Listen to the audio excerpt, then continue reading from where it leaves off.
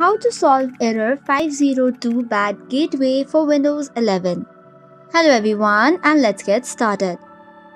A 502 bad gateway error typically indicates that the server acting as gateway or proxy received an invalid response from the upstream server.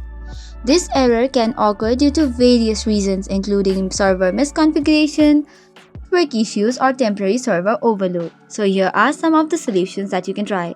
The very first one is refresh the page. For this, you can either click F5 or click the refresh or reload button in the browser to reload the page. Similarly, for the next option, check the internet connection issues and make sure it is stable and properly working.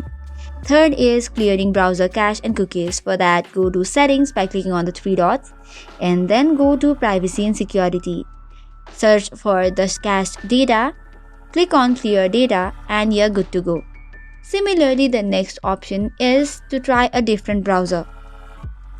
Or you could also check for the server status of the website.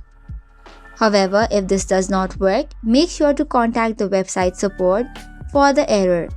So that is all for today's video. For more such contents, do not forget to hit the like and subscribe button. Thank you and keep watching.